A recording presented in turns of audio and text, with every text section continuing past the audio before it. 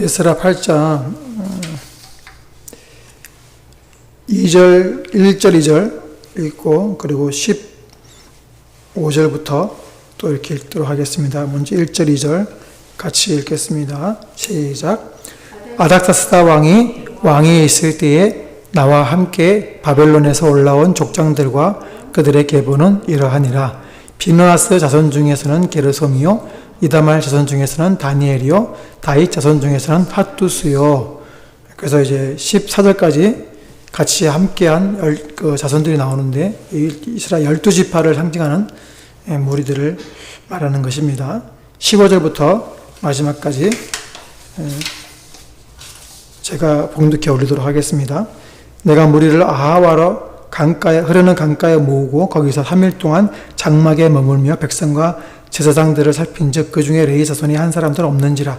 이에 모든 족장족 곧 엘리에셀과 아리엘과 스마야와 엘라단과 야릿과 엘라단과 나단과 스가랴의 무슬람을 부르고 또 명철한 사람 요아립과 엘라단을 불러 가시베아 지방으로 보내어 그 족장 이또에게 나아가게 하고 이또와 그 형제 곧 가시베아 지방에 사는 느디딤 사람들에게 할 말을 일러주고 우리 하나님의 성전을 위하여 섬길 자를 데리고 오라 하였더니 우리 하나님의 선한 손이 도우심을 입고 그들이 이스라엘의 손자 레위의 아들 말리의 자손 중에서 한 명철한 사람을 데려오고 또 셰레바와 그의 아들들과 형제 18명과 하샤바와 무라리 자손 중 여샤야와 그의 형제와 그의 아들들 20명을 데려오고 다윗과 방백들이 레위 사람들을 섬기라고 준 느디딤 사람 중 성전 7은 220명이었는데 그들은 모두 지명받은 이들이었더라. 그때에 내가 아하와 강가에서 금식을 선포하고 우리 하나님 앞에서 스스로 겸비하여 우리와 우리 어린 아이와 모든 소유를 위하여 평탄한 길을 그에게 간구하였으니 이는 우리가 전에 왕에게 아뢰기를 우리 하나님의 손은 자기를 찾는 모든 자에게 선을 베푸시고 자기를 배반한 모든 자에게는 권능과 진노를 내리신다 하였으므로 길에서 접근을 막고 우리를 도울 보병과 마병을 왕에게 구하기를 부끄러워하였습니다. 그러므로 우리가 이를 위하여 금식하며 우리 하나님께 간구하였더니 그의 응낙하심을 입었느니라. 그때에 내가 제사장의 우두머리들 중 12명 곧 셰레바와 하샤바와 그의 형제 10명을 따로 세우고 그들에게 왕과 모사들과 방백들과 또 그곳에 있는 이스라엘 무리가 우리 하나님의 성전을 위하여 드린 은과 금과 그릇들을 달아서 주었으니 내가 달아서 그들 손에 준 것은 은이 650달란트요 은그릇이 100달란트요 금이 100달란트며 또 금잔이 20개라 그 무게는 1000다리기요 또 아름답고 빛나 금같이 보배로운 녹그릇이 2개라. 내가 그들에게 이르되 너희는 여호와께 거룩한 자요 이 그릇들도 거룩하고 그 은과 금은 너희 조상들의 하나님 여호와께 즐거이 드린 예물이니 너희는 예루살렘 여호와의 성전 골방에 이르러 제사장들과 레위 사람의 우두머리들과 이스라엘의 족장들 앞에서 이 그릇을 달기까지 참가시키라. 이에 제사장들과 레위 사람들이 은과 금과 그릇을 예루살렘 우리 하나님의 성전으로 가져가려 하여 그 무게대로 받으니라. 첫째 달 12일에 우리가 아하와 강을 떠나 예루살렘으로 갈 시에 우리 하나님의 손이 우리를 도우사 대적과 길에 매복한 자의 손에서 건지신지라.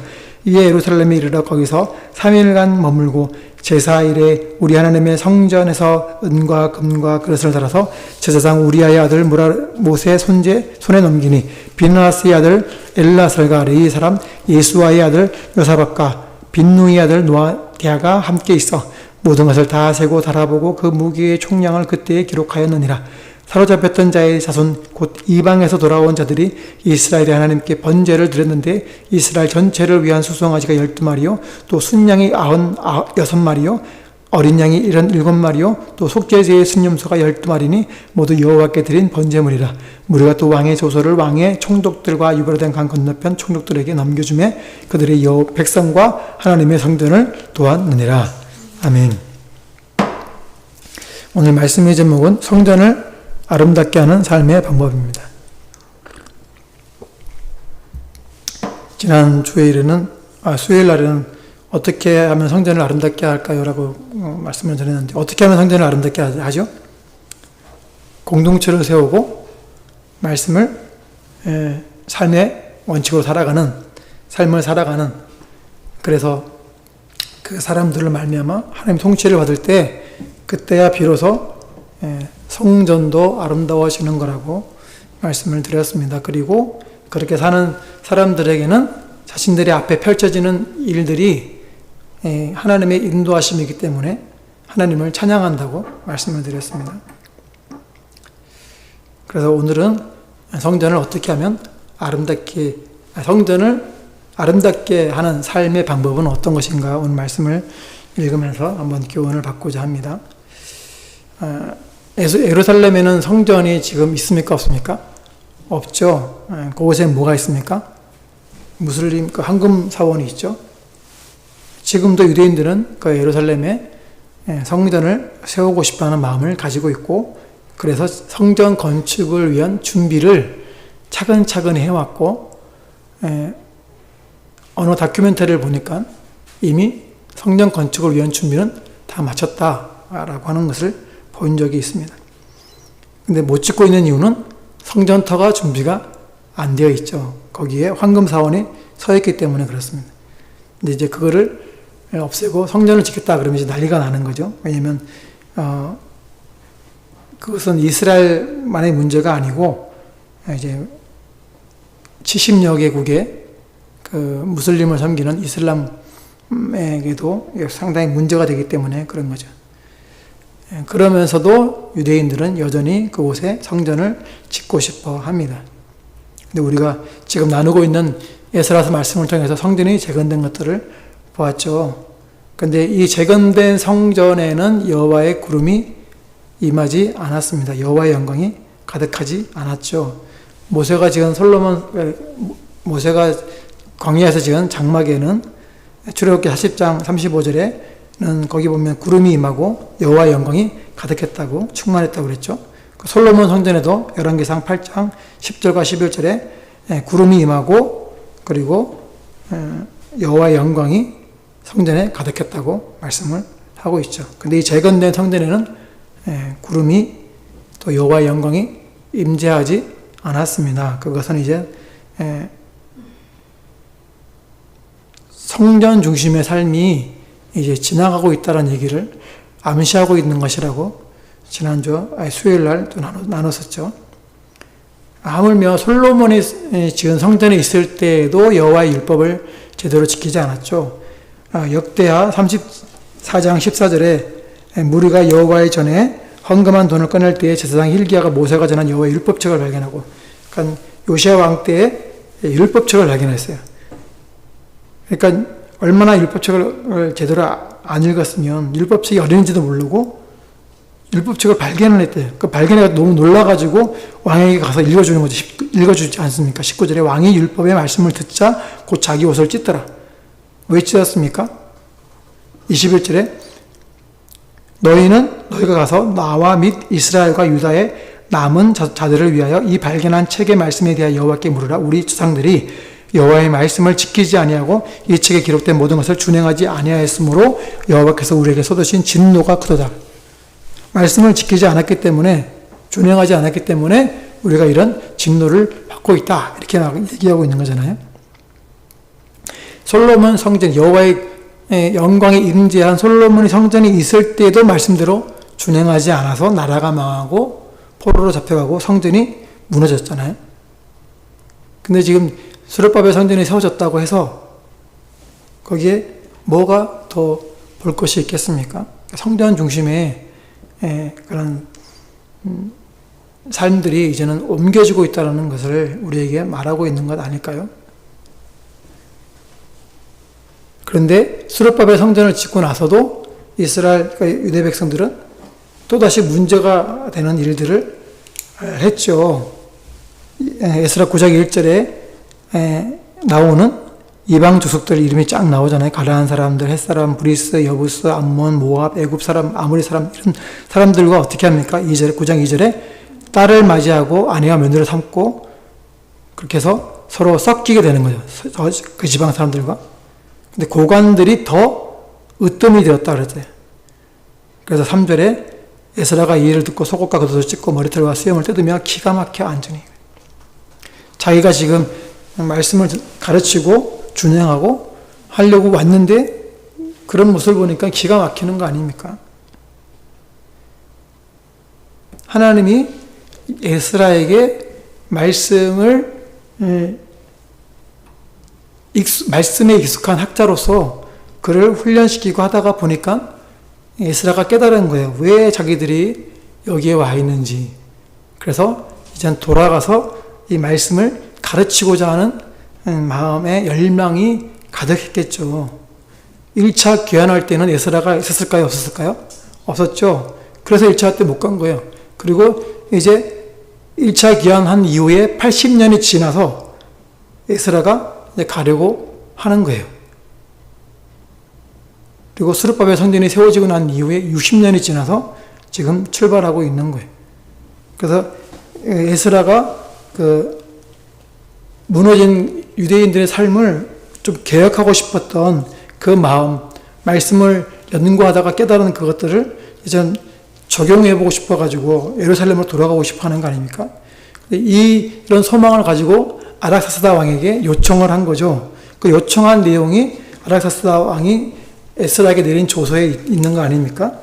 에스라 7장 25절에 에스라여 너는 네 손에 있는 네 하나님의 지혜를 따라 네 하나님의 율법을 아는 자를 법관과 재판관을 삼아 강 건너편 모든 백성을 재판하게 하고 그 중 알지 못하는 자는 너희가 가르치라. 그러니까 하나님의 말씀을 가르치라는, 그리고 그 가르치는 그 사람들을 세워놓으라는 거잖아요. 그래서 무릇 네 하나님의 명령과 왕의 명령을 준행하지 아니하는 자는 속히 그 죄를 정하여 혹 죽이거나 귀양 보내거나 가산을 몰수하거나 옥에 가둘지니라 하였더라. 우리 수상들의 하나님 여호와를 청숙할지로다. 그가 왕의 마음에 예루살렘 여호와의 성전을 아름답게 할 뜻을 드시고, 사실은 이게 누구 뜻이냐면 에스라의 뜻이었는데 에스라가 요청하니까 아락사스다 왕도 거기에 응답을 해준 거예요. 그래, 네가 요청한 대로 해줄게. 그래서 이 조서에다가 내릴 때는 마치 이게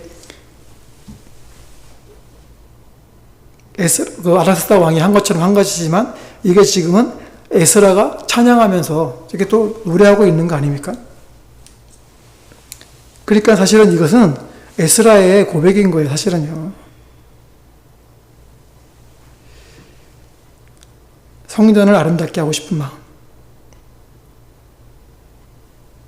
그래서 에스라는 아락사스다 왕의 총애를 받으면서 그 모든 기득권을 내려놓고 예루살렘으로 착박한 그 땅으로 가는 거예요. 그러면 어떻게 하면 아름다운 성전의 삶을 살아갈 수 있을까요?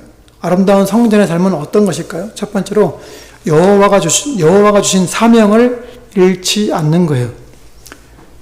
15절에 내가 무리를 아하와로 흐르는 강가에 모으고 거기서 3일 동안 장막에 머물며 백성과 제사장들을 살핀즉 그 중에 레위 자손이 한 사람도 없는지라.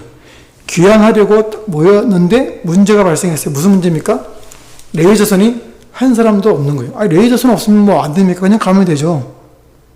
근데 레위 자손이 없다고 출발 안 하고 3일 동안 기다리는 거예요. 그리고 사람들을 보내가지고 레위 자손을 부르려고 하는 거예요. 그러면 레위 자손이 없는 게 왜 문제입니까? 에스라가 귀향하는 목적이 여기에 있기 때문에 그래요. 에스라 7장 9절에 첫째 달 초하루에 바벨론에서 길을 떠났고 하나님의 선한 손에 도우심을 입어 다섯째 달 초하루에 예루살렘에 이르니라. 에스라가 여호와 율법을 연구하여 준행하며 율례와 규례를 이스라엘에게 가르치기로 결심하였더라. 하나님의 말씀을 가르치려고 하는데 혼자서 할 수 있습니까? 없습니까? 없죠. 동역자가 필요한데 그 동역자가 누구예요? 레위인들인 거예요. 모세가 레위인들을 향해 축복할 때에 이렇게 축복합니다. 신명기 33장 8절 레위에 대하여 일러서되 주의 두민과 우림이 주의 경건한 자에게 있도다. 주께서 그를 마사에서 시험하시고 무리와 물가에서 그와 다투셨도다. 그는 그의 부모에게 대하여 이르기를 내가 그들을 보지 못하였다 하며 그의 형제들을 인정하지 아니하며 그의 자녀를 알지 아니한 것은 주의 말씀을 준행하고 주의 언약을 지킴으로 말미암음이로다. 주의 법들을 야곱에게 주의 율법을 이스라엘에게 가르치며 주 앞에 분향하고 온전한 번제를 주의 대는 위에 드리리로다. 그러니까 레위인들은요, 말씀을 가르치는 일이 그들에게 주어져 있었던 거예요. 그래서 각 성읍에 흩어져 살았던 이유도 바로 그런 이유인 거죠. 그들에게 여호와가 기업이고 땅을 주지 않은 이유도 바로 각 성읍에 흩어져 가지고 그렇게 하나님의 말씀을 가르치도록 하려고 하는 하나님 맡기신 일이 있었던 거죠. 그러니까 그걸 아는 에스라가 레위인들을 두고 갈 수 없는 거예요. 레위인들을 반드시 데리고 가야 되는 거예요. 그러니까 이 에스라는 자기가 귀향하고 있는 여호와께서 자기에게 주신 그 사명을 잃지 않고 거기에 목적을 가지고 집중하고 있는 거예요. 목적이 있는 삶을 살아가고 있는 거죠.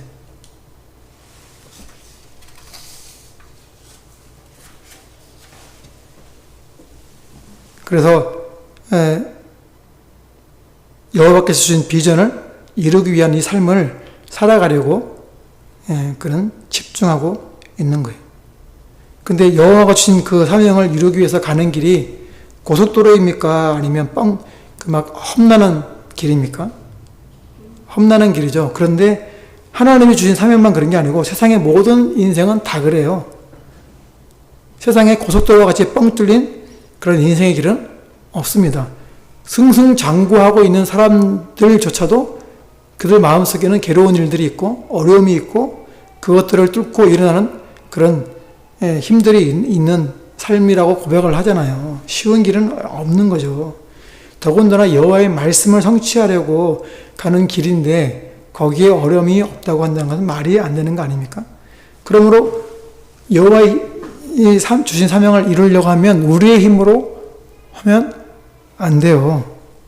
여호와의 힘을 여호와를 의지하고 그의 힘을 빌어야 되는 거죠.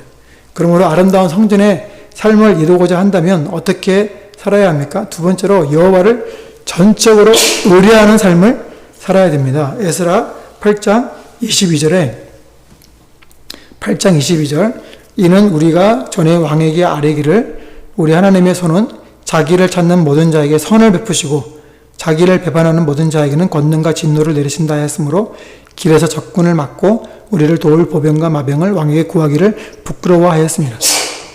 예루살렘으로 돌아가는 길이요 14,000에서 15,000 아니 1,400, 1,500 이렇게 왔다 갔다 하는 길이 1,500km인데 그게 4달을 걸어갔단 말이에요. 4달을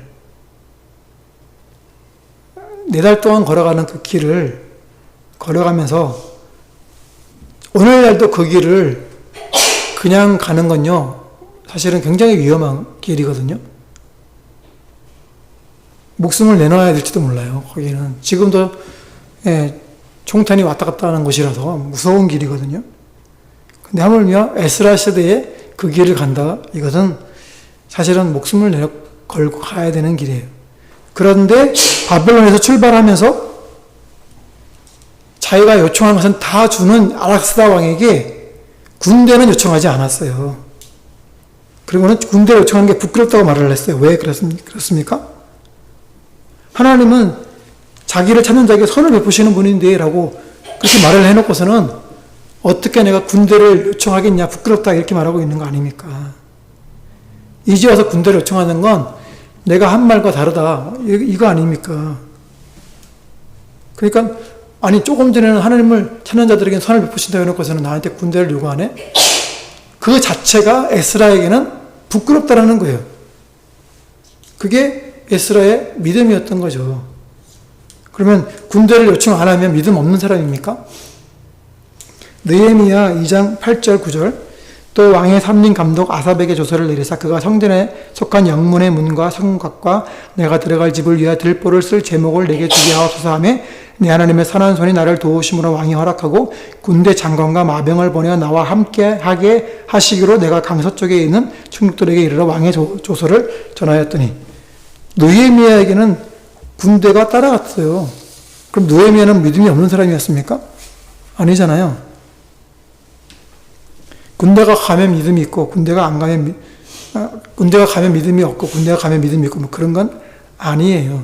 그런데 에스라는 군대를 요청할 수 없는 상황이라고 자기가 생각했어요. 왜냐하면 자기 입으로 여호와는 자기를 찾는 자에게 선을 베푸시는 분이신데 하물며 우리가 하나님의 말씀을 가지고 가는 하나님의 백성들인데 하나님 우리를 안 돌보시겠습니까? 라고 해놓고서는 그래도 좀 무서우니까 군대 달라고 이 말하면 진짜 부끄럽다라는 거예요.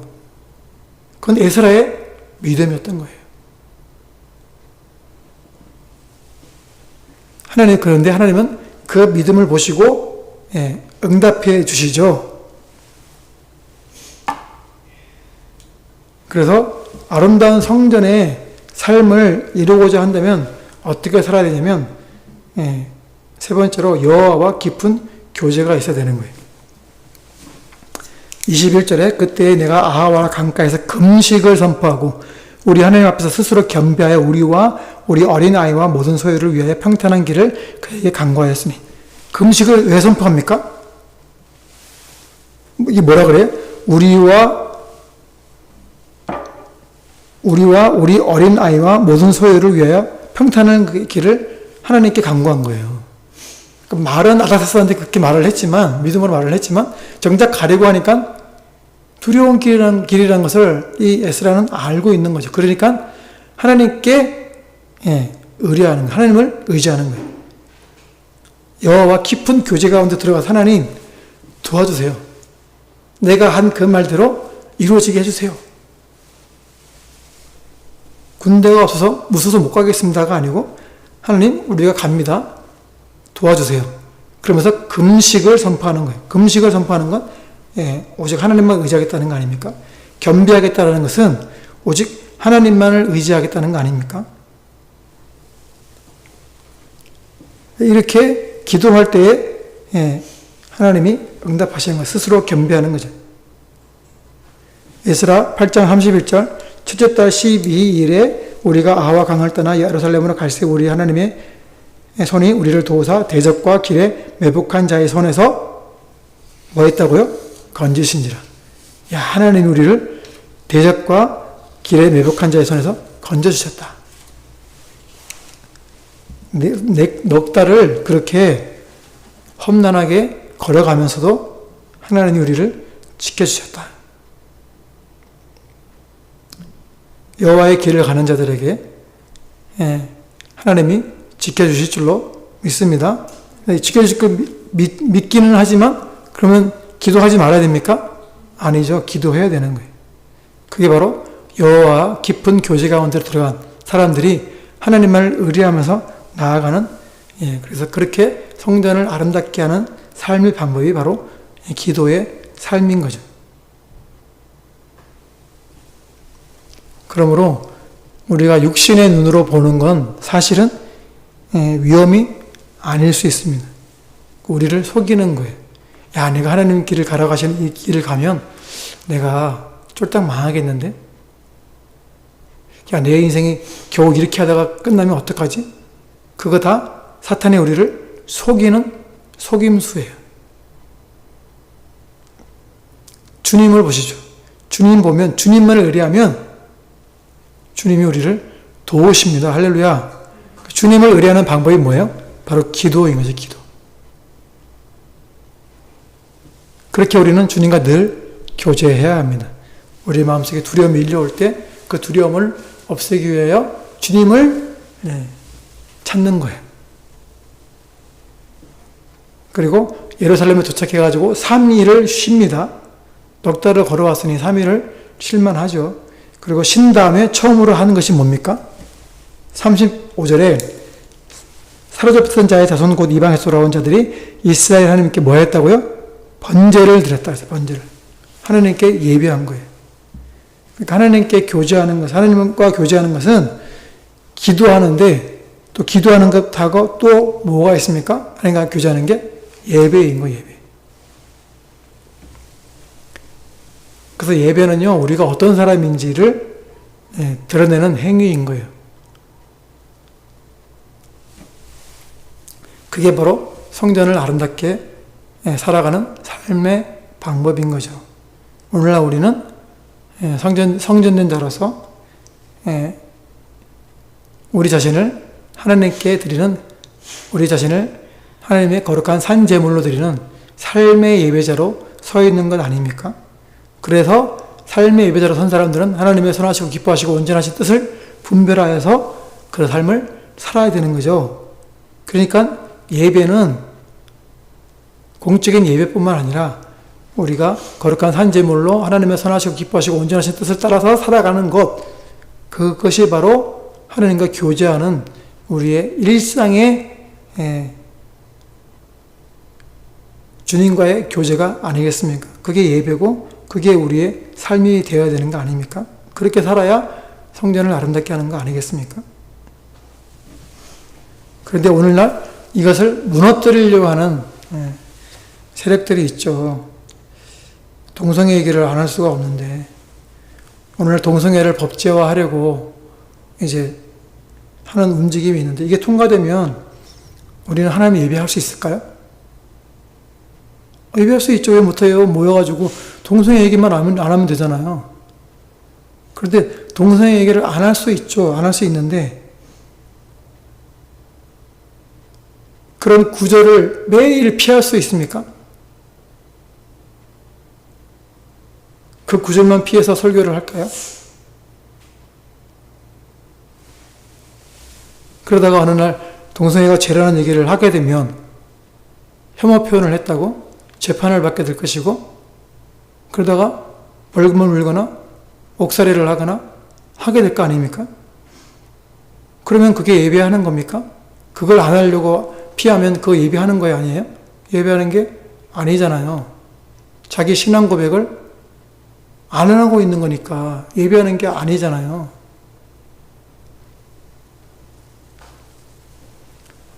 근데 동성애가 죄라고 하는 그 혐오 표현을 하게 되면 하려고 하는 그 목사는 그것을 제한받게 되는 거잖아요. 그래서 그런 표현을 한 사람, 한 목사가 뭐 벌금 받거나 옥살이를 하거나 해서 교회에서 그 목사님을 이렇게 어떻게 뭐 사임하게 하고 다른 목사를 세우면 됩니까 또? 그런데 그 다음에 온 목사는 또 그거 안 합니까? 그럼 만약에 그 목사가 동성애는 죄가 아니라고 해도 된다고? 그러면 그 목사입니까? 그 목사가 아니죠. 그러면 그 예배가 됩니까? 그 예배가 아닌 거예요. 동성애를 법제화하는 건 단지 그냥 차별을 뭐 하지 말자 그런 수준이 아니고 우리 예배를 못하게 하려는 거예요.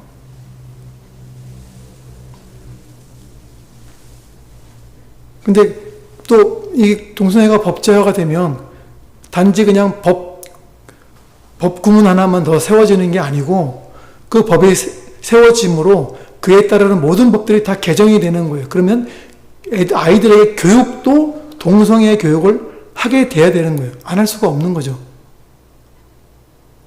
그럼 이제 우리 아이들에게 아직도 성 정체성이 정확하게 세워져 있지 않는 몸만 남자 여자로 구분되어 있는 아이들이 이제 성을 내가 정할 수 있다고 그러면서 이제 성 정체성의 혼란을 일으키게 되고, 성 정체성의 혼란이 일으키게 되면 정신적인 문제가 일어나게 되고, 그러면 얼마나 혼란스러워지겠어요.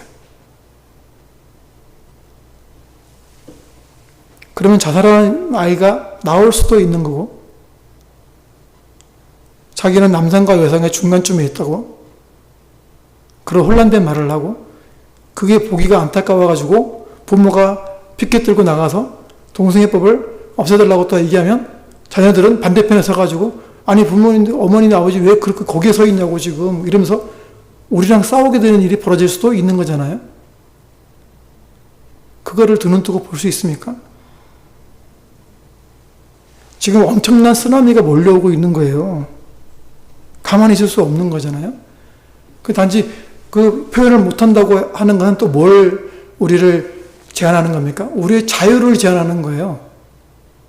나쁜 건 나쁘다고 얘기할 수 있어야 되는 거잖아요. 근데 그 혐오 표현을 했다고 입에 재갈을 물리는 건 뭐예요? 우리 자유를 제한하는 거란 말이에요. 민주사회에서 자유를 제한받는 건 있을 수 있는 일입니까? 없는 일이잖아요. 그러니 지금 우리는요, 우리의 자유까지 박탈당할 위기에 처해 있는 거예요.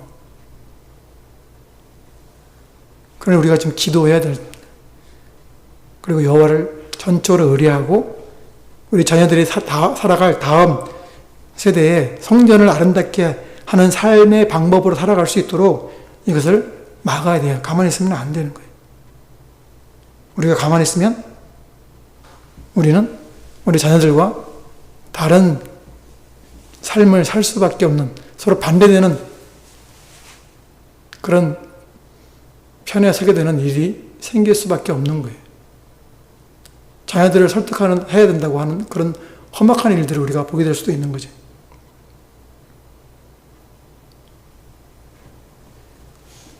그래서 우리의 믿음과 우리의 말씀대로 살 권리를 우리가 찾아야 돼요.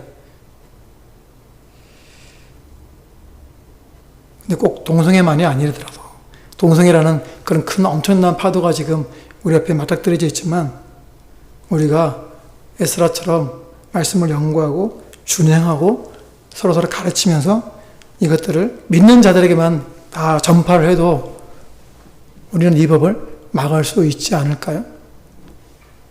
기독교인들이 합심하여서 다 매일 기도하고 핏get을 두고 나가면 그것을 어떻게 통과를 시키겠습니까? 근데 지금 문제는 사분 오열되어 있다는 게 또 문제죠. 그래서 우리는 기도하지 않을 수 없는 거예요. 그리고 우리는 지금 더욱더 말씀으로 이루어진 삶을 살아야 되는 거예요. 성전을 아름답게 하는 삶의 방법을 지킬 수 있기를 주님의 이름으로 축복합니다. 그래서 다음 세대까지 우리가 살아왔던 하나님 말씀대로 살아가는 그 삶이 계속 이어질 수 있기를 기도하며, 또 그렇게 그 삶의 무대가 계속 이어질 수 있기를 주님의 이름으로 축복합니다. 아멘. 누군가